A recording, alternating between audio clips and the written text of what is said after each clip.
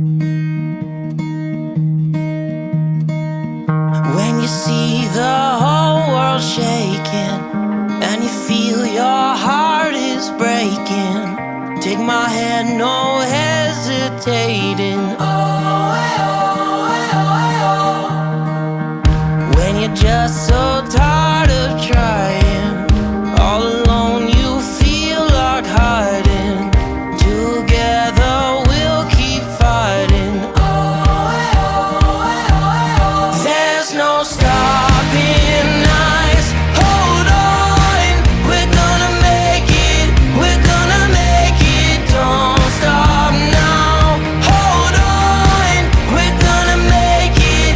We're gonna mountains too high we can climb it. Feel this, we're taking the moment. There's no stopping us. Hold on, we're gonna make it. We're gonna make it. Can you see the sun is shining like a new hope? Feel it rising, coming over the horizon. There's no stopping us. Hold on, we're gonna make it. We're gonna make it. Don't stop now. Hold on, we're gonna make it.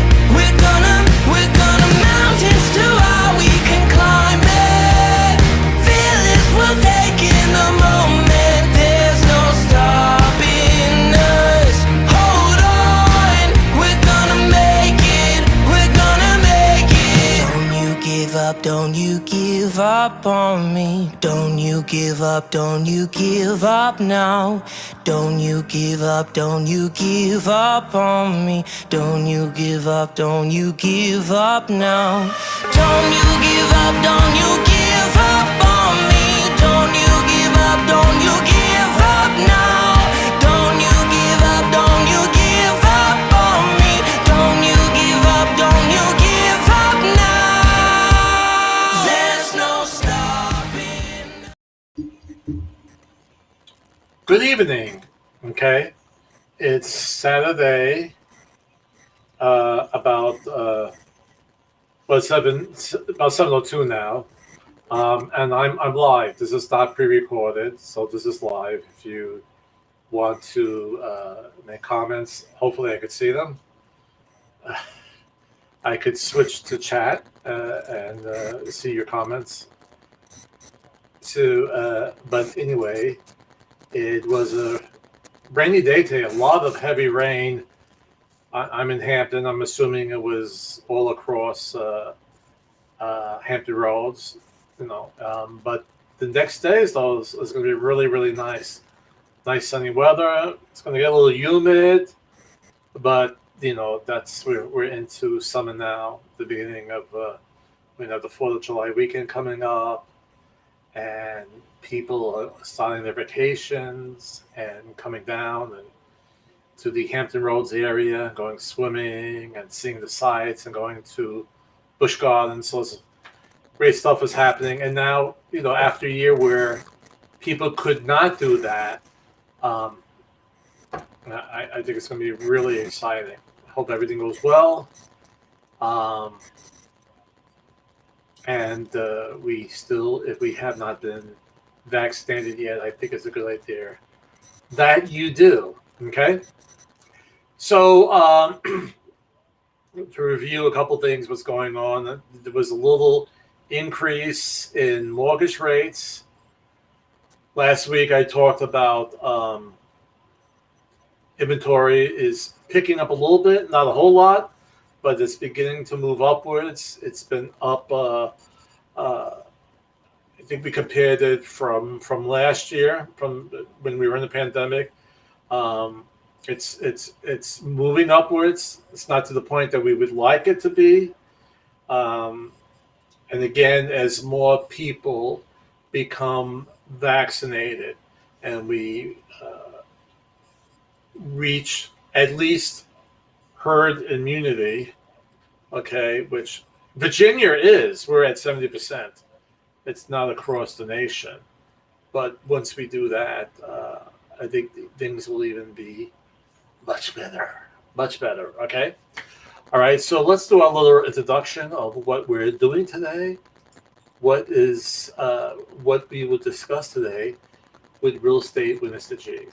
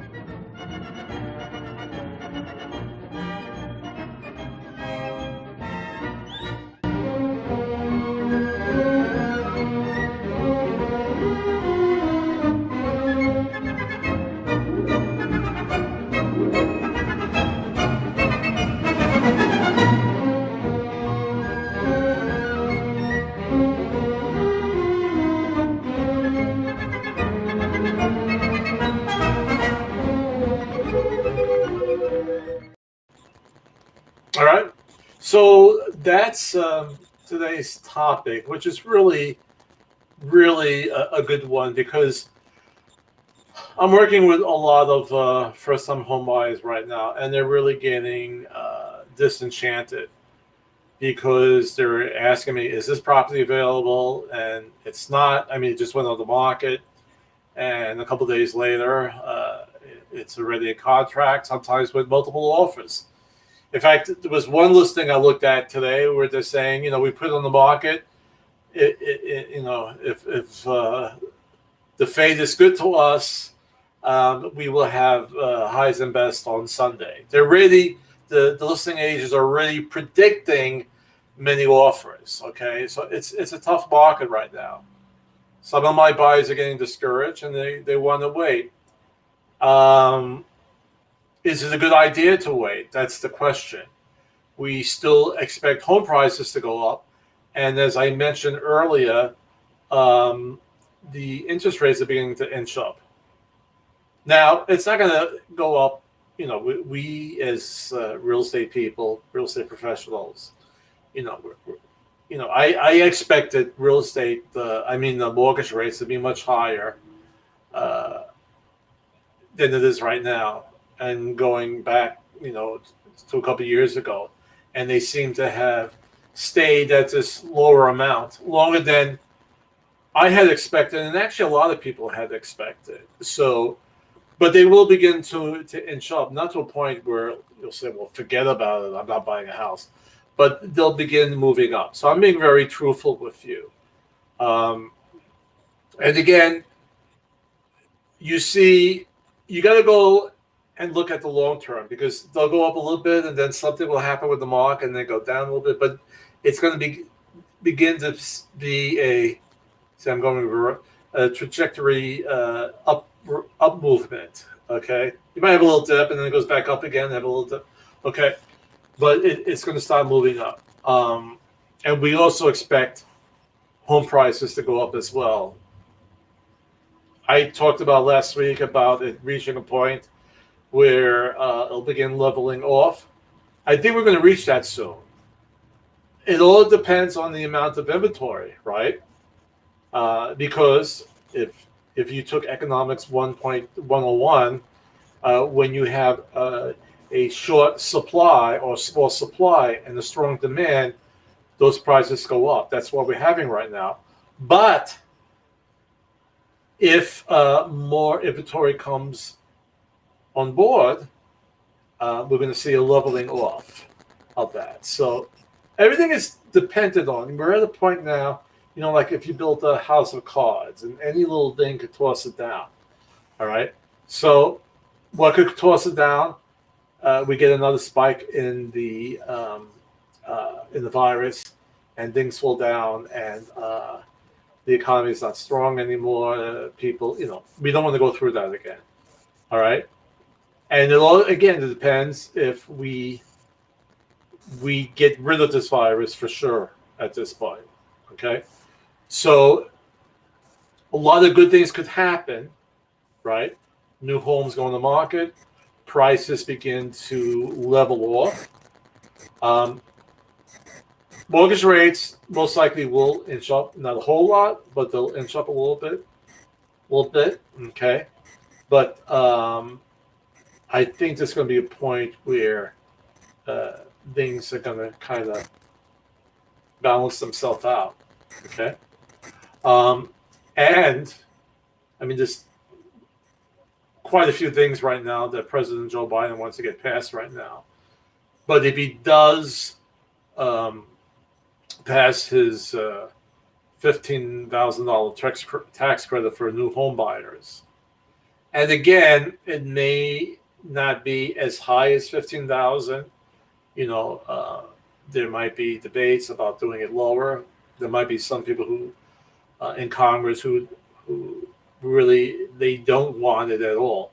I think it would be helpful because of home prices so high that the first-time home buyer, the person who's entered the job market, whether or not graduating from 4 years of college or a couple of years from college, or they're working at the biggest one of the biggest employers we have in this area is the Navy Yards, and a lot of times young people who decide not to go to college but get a trade, which is so important.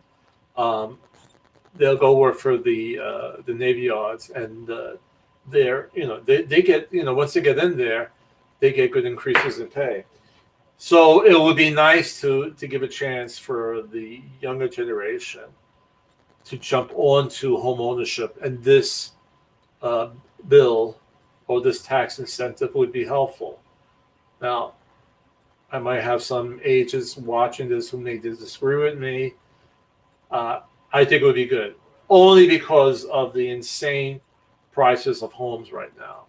And again, I believe they will level off, but they only will fall if we go into an economic crisis, okay, which we're just coming out of. But let's keep our fingers crossed and say our prayers and take our vitamins that doesn't happen. All right, so what we're going over today, I feel it's very important. So let's get my PDF file here. Let's open that up. And here I am to the left. And let me move my caption here. So we hide this so you can see more of that. And I'm going to move this up a little bit more.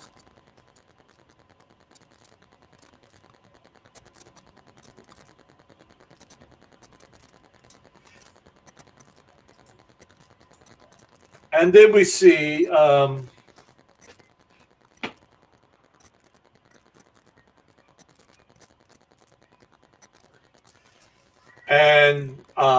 making sure it's showing up on my blog back there, and it is. Okay, so we have this adorable picture here of a father and daughter, and most likely they're in their brand new home.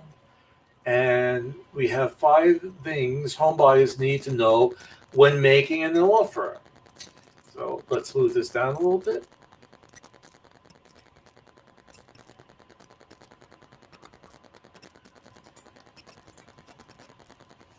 All right, so again, it's stating with inventory hovering near record lows and sky-high buyer demand, a multi-offer scenario is a new normal, meaning most likely when you make an offer on a house, there will be competition. And the agent will have it on the market about 4 or 5 days. And if they priced it correctly, they have a bunch of offers, and then they're going to go with highest and best. All right. So they're saying here, know your numbers. Now, even before we go into this, remember that highest and best is not always the highest number. Okay. Again, let's say the house is $100,000, and I make an offer at $100,000, but I'm asking for 3% in closing costs. So that'd be $3,000. So the seller will net after the seller concessions. Okay, this is not the final net. This is just dealing with the price of the house and what they're giving back. So at this point, the seller will net $97,000. Okay, so it's $100,000. Buyer is asking for 3% back from the seller on closing costs, and now the seller at this point is netting $97,000. Now there's going to be more things that have to pay out, like the commissions, but at this point it's $97,000. Now another offer comes, it's at $98,000, lower than $100,000, but they're asking for no closing cost. So at this point, the seller in this example will net $98,000. Okay, and it's $98,000 is more than $97,000, right? So most likely the seller will go with that offer. Okay, because it's the highest and best. So the best offer, even though it's not the highest offer, is the one for $98,000 with no closing cost. So also, where they say know your numbers, that is so important, and we see the word here pre-approved, okay, to get pre-approved for that loan prior to starting the whole process. Because the moment you see a house that you like, I have to write a contract, and I have to have that pre-approval letter accompanying that contract. Okay? Can't come 2 or 3 days later. Has to be with the contract. All right? Again, we have the word pre-approved. Different from pre-qualified. Pre-qualified means you called up the loan officer and said, I make this amount of money a year or a month, and I get other payments, whether it's alimony or child support, whatever. You give them all your income. They look at your credit report and they say, okay, based upon this, you're pre-qualified. But now, pre-approval is when you've given in all the paperwork, because maybe you misquoted how much money you make, all right? Or you didn't account for all the money that's coming in to you, which actually, if you miss some money coming in, you got even more. That's a good thing. But they now will check everything, all right? To give you a fast example, I had one buyer. He was pre-qualified. He gave his, over the phone, how much money he made. And at the point when it came to right before closing, okay, he already did the home inspection, and the loan officer said, we can't close this loan. I said, why not? And what happened is that his income statement was partially a base salary and commission. But that commission made him eligible for this price of the home. But when you begin having commission on your income, what you're showing as income, you have to show 2 years of that. And he just started this job. So that pre-approval process is so important, especially today. Because what happens with the pre-approval process, once you bring in your paperwork, okay, that goes to an underwriter, and they will check everything and make sure all the I's are dotted and the T's are crossed. And that's very important, all right? And then once they say, okay, everything is good here, we're not missing anything, there's no questions, you're pre-approved. So the pre-approved is really the proof in the pudding there. The pre-qualifications, that I gave this information on the phone, it looks good. The loan officer will write your pre-qualifying letter. but the pre-approval is the best. So brace for a fast pace, and we talked about that these houses are staying on the market. Here they're staying for just 17 days. Some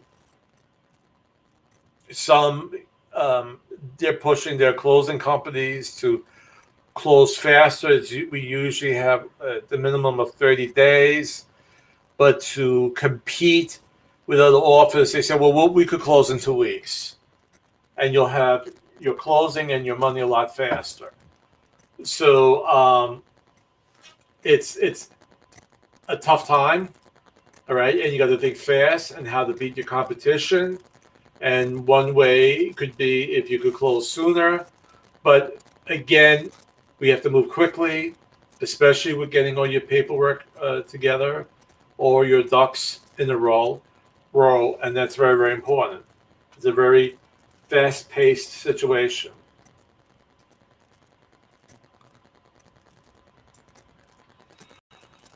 So now we talk about lean on your real estate professional. Hopefully that's me, Chris Galjullo of eXp Realty. All right. And let me help you win this offer. All right. And help you do the negotiations. So if you're worrying about, if the seller has really priced the house fairly, okay, and that'll be my job to determine if it is priced fairly. Because for you, the buyer, I will do a CMA or a comparative market analysis on the house and make sure that they did price it fairly and not too high. And if they did price it fairly, I will recommend not to ask for closing costs. All right, unless you really need it. Because we're going to have that competition. That's another thing I wanted to bring up as well, especially with the first one. Know your numbers. Because let's say you've been approved at 230,000. You might want to look more around 210 to 220. So you have that wiggle room in there in case you have to bid a little bit higher. Okay. And especially if you may need to pay for your own closing cost. Because in today's market, most likely you will have to pay for your own closing cost. Unless you're VA, okay, you're a veteran or active military duty, military officer, or I shouldn't say officer, but you're active military, or you went for a VHDA loan, which means you're a first-time home buyer and you're getting 100% financing. But again, look a little bit below your top amount that you've been qualified for. Okay. And again, we go to number 4, make a strong but fair offer. And we had a podcast a couple of weeks ago where in the past, prior to the situation that we're having right now, the seller priced the home maybe a little bit above what they think they could get for it. All right. And then in most situations, the buyer comes in with an offer for a little bit less. Okay. And then we negotiate and meet at a certain point, but the final price is usually a little bit lower than the asking price, but not now. The asking price, I'm seeing that I might be I got to know that I might be having some streaming problems. Okay. All right. But it looks like it's good. But now that asking price is really their reserve price, like an auction. And they're saying, this is the least amount I'm going to take for my house. And people are then bidding a little bit higher. Okay. So you have to um, you have to be really prepared. And again, it's so important. You might have to go a little bit lower than, again, if you're at 230, because you might have to bid higher, and then you have an offer at 230, and hopefully the house appraised at 230. Okay, because if it doesn't, the bank is not going to give you a mortgage on a price that's higher than the appraised value. So if that house appraises at 225, your contract is at 2. In today's market, it's going to say you're going to have to make up that difference. I have other buyers behind you, and I know that sounds cruel, but that's what's happening now. Okay, so you have to make a strong but fair offer. You can't go below. It's not this type of market where you could go lower than the asking price, unless it's priced too high. And again, that's my job to check to see if it is priced too high. Okay, so let's go down to the last one. Oh, just there's a couple things here that I want to bring up here, where it says offering flexible rent back options to give the seller more time to move out. You want to close faster, but they still, number one, the seller hasn't found another house to move in, okay?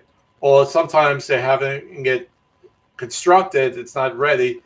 You offer them more time and for the seller to move out, and you might do like a rent to back. In other words, you close, they're still living there, but then they pay you rent back, all right? And the other one, they're saying your ability to do a quick close or make an offer that's not contingent on the sale of your current home, okay? See, there's a lot of stuff in here. And when I prepare it, and then when I discuss it, there's so many other issues that come up. And especially for new home buyers, they may not understand what's going on. And that's fine. I mean, they're brand new to this. It's complicated, okay? It is complicated. So, well, if you already have a house, right? You're selling a house, so you're not a first-time home buyer. But a lot of times people say, I'm going to buy a house, but I'm going to buy it because I have to, sell mine first. So I'm going to do a sale contingent on this, an offer that is contingent on the sale of my home. Okay. Now the seller might agree to that, or they may not agree to that. And if they agree to it, and in today's market, there's going to be another buyer right behind it. Okay. Most likely in a couple of days, they'll have another buyer who could close in the 30 days. Then they come back to you and say, you're going to go with the house, or if you can't buy it now, then you have to drop out. I'll release you from the contract. So if you can, and maybe some people can't do that. Some people may have to sell their first home before they're eligible for a new mortgage on a new house. But if you could remove that sale of your current home contingency, that'll be very helpful. Okay, so let's look at our last one.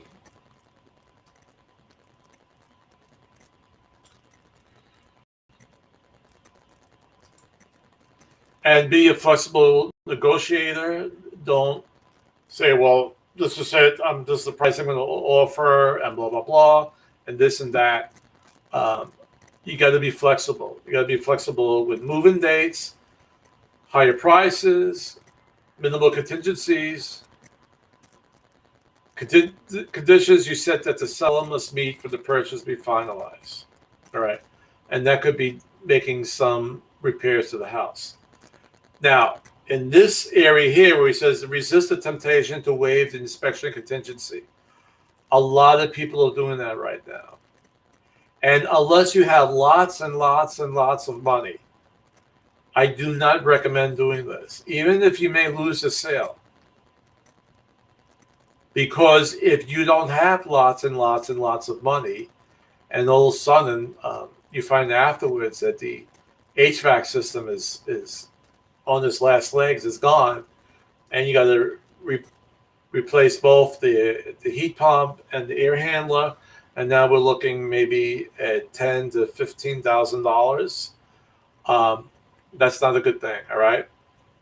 You find out that the roof is really at the last legs, and it rained hard today. All of a sudden, the water is coming down the walls. That's another at least $10,000 to repair the roof. So do that home contingency. It's very important. If you are my buyer and you decide not to go with home contingency, I'm going to have you sign a waiver that I recommended to do one, but you decided not to do it. Okay. So the best thing about all of this is, again, to be prepared for this whole process of buying. And these are very good tips right over here. I could go just as a review. Tip number 1, know your numbers, how much you're able to afford. You should go a little bit lower than that. Okay. Tip 2, brace for a very fast pace, because there's going to be multiple offers. Some people will be able to close faster. If you're able to do that, that's a way perhaps to win over a contract, but it's going to be very quick. And again, you have to have your paperwork ready up front. Make a strong and fair offer. You can't undercut it unless we feel that the price is actually too high for the property, and be ready to negotiate. Okay. And it could be a lot of times the negotiation is on repairs. So if you do the home inspection and you ask for 10 things to be fixed, and they come back and they'll do 7, if it's not a big problem or a big expense for you to repair, perhaps maybe you should say, okay, I'll take care of it. All right. So we actually, let me close this out here. And we have a question right now from a viewer. This is Victoria from Hampton, and she actually has a question. Chris, loving the show. It is so helpful, especially for new home buyers like myself. Per your suggestion, I have been recently pre-qualified for a mortgage before beginning my viewing of homes. Can I start purchasing furniture now for my new home? What are your thoughts? All right, that's a very good question, and it's a very common question. Even though you're being pre-qualified, okay, or even when we talk the difference between pre-qualified and pre-approved, at the beginning of the process, now you're out looking for homes, all right? So we find a home, we write a contract that's ratified. Now we're going to close the average 30 days, okay? And you might get antsy. I say, oh, I'm so happy. I'm going to go buy a big couch, I'll use my credit card, and finance it. And then all of a sudden, towards the end, there's a very good chance that the underwriter will run your credit again to make sure that nothing else is hit up. And now they see a big charge for a couch that's, let's say, $2,000 or $3,000. And what happens now that you took on more debt, it's very possible you might be knocked out for that price of the home. So please, within that period, until you have your paperwork signed and you have the keys in your hand, don't buy any large items, okay? You don't do that. Even though the temptation is there, you're excited about your new home, but don't make any large purchases until you close on that house and you have the keys. Okay? Since we talked about our buyers, let's see a short video on tips for our sellers, and we need listings. All right, so call me.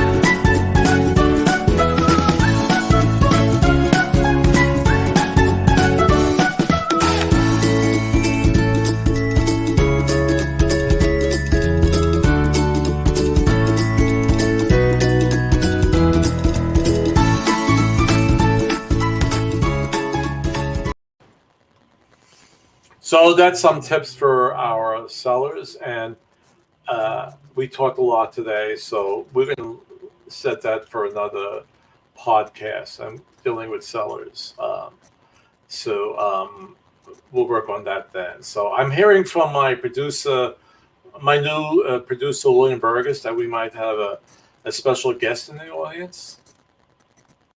Chris, great news. We have a special guest in the audience. Born in Buenos Aires, Argentina, Bergoglio worked for a time as a bouncer and a janitor as a young man before training to be a chemist and working as a technician in a food science laboratory. After recovering from a severe illness, he was inspired to join the Society of the Jesuits in 1958. He was ordained a Catholic priest in 1969, and from 1973 to 1979 was the Jesuit Provincial Superior in Argentina. Ladies and gentlemen, Your Eminence, Pope Francis.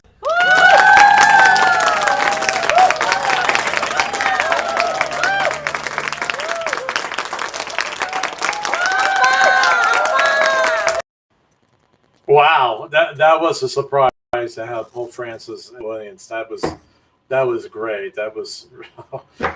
That's a blessing. Okay, I mean to have the Pope. Okay. All right, so that's our show for today. And remember, be kind to each other. If you haven't been vaccinated, I think it's a good idea to do so.